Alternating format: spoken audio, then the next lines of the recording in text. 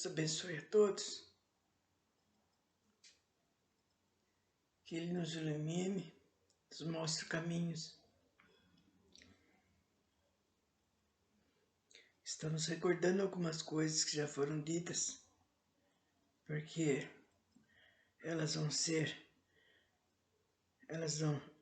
vai haver necessidade da gente recordar esse conhecimento quando entrar nas aplicações cromoterápicas.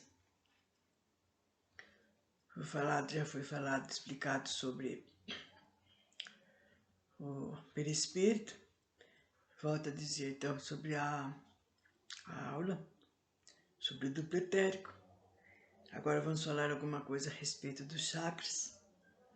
E volta e meia, gente, às vezes a gente volta a falar alguma coisinha conforme a ocasião, porque é necessário, né? Porque às vezes chega na hora de aprender outras coisas e fica faltando, né? Fica um vazio faltando, vai fazer falta se a pessoa não entendeu direito. Os chakras.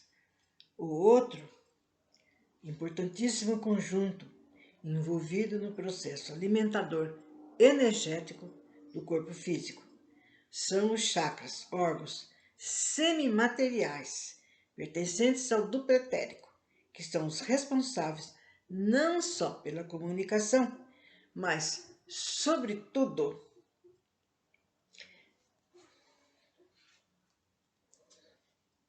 pela reciclagem de energias perispirituais para o corpo físico e vice-versa. Os chakras são uma espécie de aparelho de captação e expulsão em pequenas formas de pequenas rodas ou vórtices que no ser humano normal tem um diâmetro de 5 a 6 centímetros. Trabalham praticamente ligados a outros aparelhos semelhantes, denominados centros de força, localizados na mesma posição do perispírito. E através dessa comunicação é feita a maior parte da alimentação energética do corpo físico, sendo também o canal por onde o espírito alojado no perispírito exerce seu controle sobre o corpo encarnado, tomando conhecimento de suas sensações. O chakra capta as vibrações do espírito e as transfere para as regiões correspondentes na matéria física. Também é através dos chakras que perdemos energias quando estamos em sofrimento moral e físico. Tá vendo? Por isso que a gente tem que estar sempre alerta, sempre vendo, né? Porque não só quando a gente está doente, como também a gente é atacada por influências maléficas dos desencarnados, né? E a gente começa a se sentir mal, vai parar até na cama, se vocês querem saber. Bom, como já dissemos, funciona como recicladores energéticos, comparando-se aos reguladores de voltagem para ter-se uma ideia mais próxima.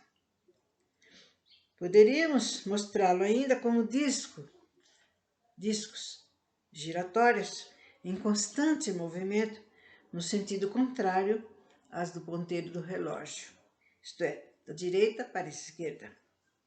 O tamanho dos chakras depende do desenvolvimento espiritual e das vibrações que emitimos. Cada um deles tem a sua cor própria e varia na sua tonalidade de acordo com os estados psicossomáticos do indivíduo. Nas pessoas espiritualmente desenvolvidas, eles são amplos, brilhantes e translúcidos, podendo até atingir 10 centímetros de raio.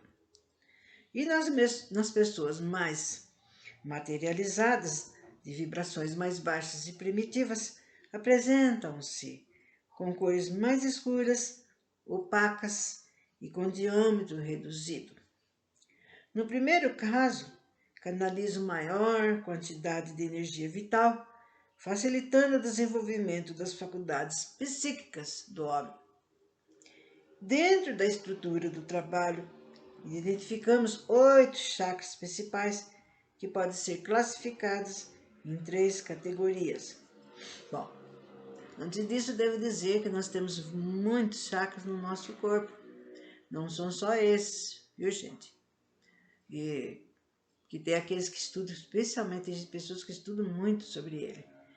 Mas nós vamos estudar esses 8 porque eles são os principais. E há necessidade de saber a localização, a cor, em que lugar que ele está no nosso corpo. Bom, vejam bem. Eles são classificados em 3 categorias. Os ascensionados, em ascensão e de interrelação. Os ascensionados são 3. O coronário, o frontal e o humeral, que fica aqui atrás, aqui, gente. Humeral. Olha, são classificados como puramente espirituais. Em ascensão, são 2. O laríngeo e o cardíaco, que atuam sobretudo na matéria física. E, finalmente, os de interrelação, os restantes. São 3. O umbilical, o esplênico e o básico. O esplênico, numa posição intermediária entre o estado quase físico do umbilical e básico, e a condição vibratória do cardíaco, já bem mais próximo do puramente espiritual. Essa diferença vibratória poderá ser verificada desde o chakra básico, que tem apenas 4 pétalas, até o coronário com as suas 960. Esses negócios de pétala é muito bem explicado daquelas pessoas que estudam exclusivamente sobre chakras, né? Isto porque a função do básico é captar energias mais densas, que serão ajustadas à matéria, e a do coronário, justamente o oposto, ou seja, energia espiritual, fluídica, purificada. Portanto, entre os dois é observada uma escala que vai aumentando gradativamente até o laríngeo, que é um chakra em ascensão. Essa classificação visa apenas tentar dar uma ideia da diferença da função dos chakras dentro dos conceitos que estamos tentando definir. O ser encarnado situa-se num processo de evolução constante. À medida que vai conquistando determinados níveis de consciência, ele vai se liberando dos compromissos mais pesados da matéria, que, em outras palavras, quer dizer, vai se espiritualizando. Assim sendo, na mesma forma em que se espiritualiza, vai tendo necessidade de ampliar os seus contactos de relação com o mundo espiritual.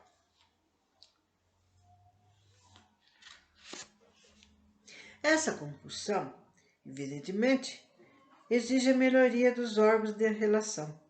E quais são esses órgãos?